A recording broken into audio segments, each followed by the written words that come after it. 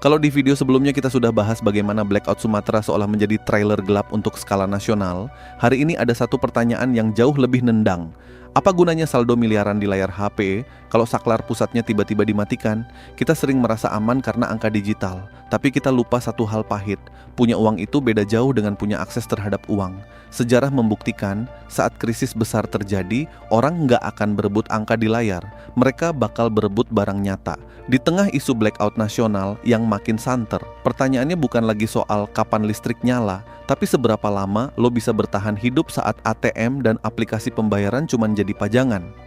Hari ini, kita akan bedah aset fisik apa yang benar-benar akan menyelamatkan lo saat sistem gagal. Dan salah satunya justru bukan emas. Isu blackout nasional 2026 terus dibicarakan. Bukan karena kita ingin menakut-nakuti, tetapi karena semakin modern sebuah negara, semakin besar ketergantungannya pada listrik. Dan semakin besar ketergantungan itu, semakin besar pula risiko yang muncul ketika saklar utama mengalami gangguan. Ironisnya, sebagian besar masyarakat justru merasa paling aman saat seluruh hidup mereka disimpan dalam angka-angka digital yang bahkan tidak bisa disentuh. Karena itulah jika kita berbicara tentang kesiapsiagaan menghadapi potensi gangguan besar, baik itu blackout, bencana alam, gangguan jaringan, ataupun krisis ekonomi, ada beberapa aset fisik yang layak dipertimbangkan untuk dimiliki. Bukan sebagai bentuk kepanikan, bukan karena percaya semua teori konspirasi yang beredar di internet, tetapi karena logika sederhana. Ketika dunia digital mengalami gangguan, dunia fisik tetap menjadi tempat manusia bertahan hidup. Aset fisik pertama yang menurut gue paling penting justru bukan emas, bukan juga perak, melainkan persediaan kebutuhan pokok. Kedengarannya membosankan, bahkan tidak keren, tidak bisa dipamerkan di media sosial, tidak terlihat seperti investasi. Tetapi coba pikirkan secara rasional. Saat terjadi gangguan besar yang membuat distribusi terganggu selama beberapa hari, apa yang pertama kali dicari orang?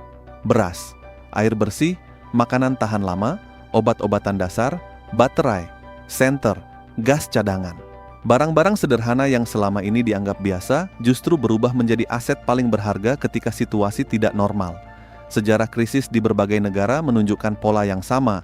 Saat kepanikan muncul, rak supermarket kosong lebih cepat daripada yang dibayangkan banyak orang. Bukan karena semua barang hilang, tetapi karena masyarakat membeli jauh lebih cepat daripada sistem distribusi mampu mengisi kembali. Aset fisik kedua adalah uang tunai. Ini mungkin terdengar kuno di tengah kampanye masyarakat tanpa uang tunai yang semakin masif. Kita didorong untuk menggunakan pembayaran digital. Kita diajak percaya bahwa masa depan ada di dalam aplikasi. Dan memang ada banyak manfaat dari sistem tersebut. Namun sekali lagi, teknologi bekerja selama infrastrukturnya bekerja. Ketika jaringan terganggu, mesin pembayaran mati, atau sistem komunikasi bermasalah, uang tunai tiba-tiba kembali menjadi raja. Menariknya, semakin jarang orang menyimpan uang tunai, semakin besar dampaknya ketika sistem digital mengalami gangguan. Banyak orang yang memiliki saldo besar tetapi kesulitan membeli kebutuhan dasar hanya karena tidak ada cara untuk mengakses dana mereka saat itu juga. Inilah mengapa sejumlah pakar kesiapsiagaan di berbagai negara tetap menyarankan masyarakat menyimpan cadangan uang tunai dalam jumlah yang masuk akal untuk keadaan darurat. Bukan untuk menggantikan rekening bank, melainkan sebagai lapisan perlindungan tambahan. Aset fisik ketiga yang sering diremehkan justru adalah sumber energi darurat. Bukan sesuatu yang mewah, bukan pula investasi yang menjanjikan keuntungan besar. Tetapi saat listrik padam, nilainya bisa berubah drastis. Power station, panel surya portabel, baterai cadangan, radio darurat, hingga lampu tenaga surya mungkin terlihat biasa saat kondisi normal. Namun ketika jaringan listrik terganggu, benda-benda inilah yang bisa menjaga komunikasi tetap berjalan, memberikan penerangan, dan membantu keluarga tetap terhubung dengan informasi. Ironisnya, banyak orang sibuk menyimpan aset bernilai tinggi, tetapi lupa bahwa saat krisis terjadi, kemampuan untuk mendapatkan informasi dan mempertahankan akses energi seringkali jauh lebih penting. Karena dalam situasi darurat, informasi adalah aset, dan tanpa energi, akses terhadap informasi bisa hilang dalam hitungan jam. Ada sebuah ironi yang cukup menarik, kita hidup di zaman ketika teknologi semakin canggih, tetapi ketahanan pribadi justru semakin rapuh. Dulu orang menyimpan stok makanan di rumah, sekarang banyak yang hanya punya persediaan untuk beberapa hari. Dulu orang terbiasa membawa uang tunai, sekarang banyak yang sepenuhnya bergantung pada ponsel. Dulu masyarakat memiliki berbagai keterampilan dasar untuk menghadapi kondisi darurat. Sekarang sebagian besar dari kita bahkan panik ketika baterai ponsel tinggal beberapa persen. Kemajuan memang membawa kenyamanan, tetapi kenyamanan yang berlebihan seringkali menciptakan ketergantungan. Disinilah kita perlu bersikap skeptis secara sehat, bukan skeptis yang menolak semua kemajuan, bukan skeptis yang percaya semua teori liar, tetapi skeptis yang mau bertanya apakah sistem yang kita andalkan benar-benar sekuat yang kita kira. Karena sejarah menunjukkan bahwa tidak ada sistem yang sempurna, tidak ada jaringan yang kebal gangguan, tidak ada teknologi yang 100% bebas risiko, dan justru dengan mengakui kelemahan itulah kita bisa membuat persiapan yang lebih masuk akal. Apakah blackout nasional 2026 benar-benar akan terjadi? Sampai hari ini tidak ada yang bisa memastikan. Banyak narasi di internet yang bercampur antara fakta, spekulasi, ketakutan, dan teori yang belum terbukti. Kita harus jujur soal itu, namun ketidakpastian bukan alasan untuk mengabaikan kesiapsiagaan. Ketika seseorang memasang sabuk pengaman di mobil, bukan berarti ia berharap kecelakaan terjadi. Ketika seseorang membeli asuransi, bukan berarti ia berharap musibah datang. Dan ketika seseorang menyimpan aset fisik untuk keadaan darurat, bukan berarti ia percaya dunia akan berakhir besok pagi. Itu hanya bentuk manajemen risiko yang masuk akal. Karena pada akhirnya, tujuan dari persiapan bukanlah hidup dalam ketakutan.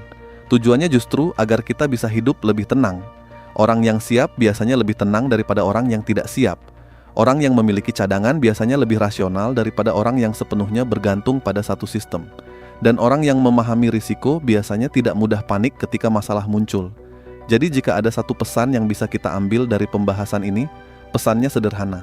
Jangan taruh seluruh rasa aman kalian di satu tempat. Jangan bergantung pada satu sistem. Diversifikasi bukan hanya berlaku untuk investasi. Diversifikasi juga berlaku untuk ketahanan hidup. Simpan uang di bank jika memang diperlukan. Gunakan teknologi karena memang membantu kehidupan kita. Tetapi jangan lupakan dunia fisik yang menjadi fondasi semua itu.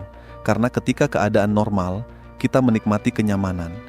Tetapi ketika keadaan tidak normal, yang menyelamatkan kita seringkali adalah hal-hal sederhana yang selama ini dianggap remeh. Dan jika ternyata 2026 berlalu tanpa blackout besar, tanpa krisis besar, tanpa gangguan yang selama ini dikhawatirkan, maka itu kabar baik untuk kita semua. Persiapan yang tidak pernah terpakai jauh lebih baik daripada penyesalan karena tidak siap. Setidaknya kita belajar menjadi lebih sadar, lebih bijak, dan lebih menghargai betapa pentingnya ketahanan pribadi di tengah dunia yang semakin kompleks. Terima kasih sudah bertahan sampai akhir. Gue ingin dengar pendapat kalian di kolom komentar. Menurut kalian, aset fisik apa yang paling penting dimiliki saat menghadapi situasi darurat? Kalau menurut kalian video ini bermanfaat, jangan lupa bantu dukung channel ini dengan menekan tombol like, membagikannya ke teman atau keluarga yang mungkin perlu melihat perspektif ini, dan subscribe supaya kalian tidak ketinggalan pembahasan berikutnya. Tetap tenang, tetap kritis, jangan mudah panik, dan yang paling penting, jangan pernah berhenti berpikir rasional di tengah dunia yang semakin penuh kebisingan informasi.